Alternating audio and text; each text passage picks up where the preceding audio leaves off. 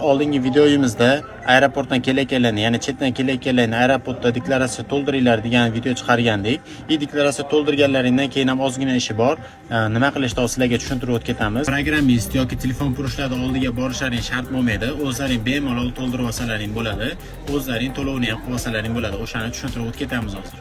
Buning uchun App Store'dan yoki Play Marketdan Birda degan ilovani tortib olamiz. Birda tortilindi, ichiga kirib ro'yxatdan o'tkazib olamiz. Nomerlarini ro'yxatdan o'tkazib olasizlar. SMS keladi, SMS kirgizsalaring bo'ldi.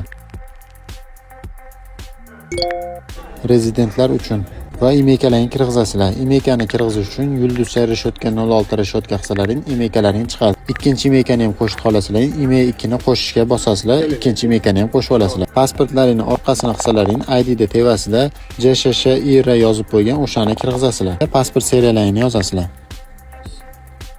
Turganlaringda bizni pasportda kirgizganimizda, daniylar kirgizganimizda ma'lumot topilmadi deyapti.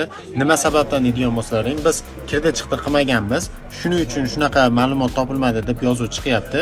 Bir xilgilarda ham shunaqa chiqyapti. Hop, nima sababdan deydigan bo'lsangiz, 1 kundan 3 kungacha bazaga tushyapti. O'shandan keyin 3 kundan keyin qilsangiz, ma'lumot topildi deb kirib ketyapti. O'sha videoda ko'rgan bo'lsalaring, keyingisida yuzda aniqlash bo'yicha face testi bor. O'shandan o'tganlaringdan keyin sizlarga to'lov summasi chiqadi. 82 ming so'm chiqadi adashmasam yoki 104 ming shunaqa bo'ladi. Agar taqiqlangan bo'lsa, o'sha sim kartangiz o'chgan bo'lsa, 82 ming 100 ming to'lovda qanaqa qilamiz deydigan bo'lsalaring, o'zlaringda kliklaring bo'lsa, klikka kirasizlar. Poisk borki, poiskga kirib uz email yozsalaring chiqadi.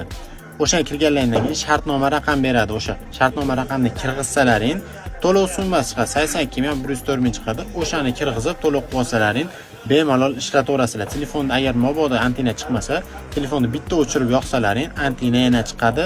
Yana bemalol davom ettirishlaring mumkin. Videoyimiz foydali bo'lgan bo'lsa, like va podpiskasidan chiqmasin. Chetdan kelgan yoki kelayotgan do'stlarga bu videoda tashlab qo'yasizlar.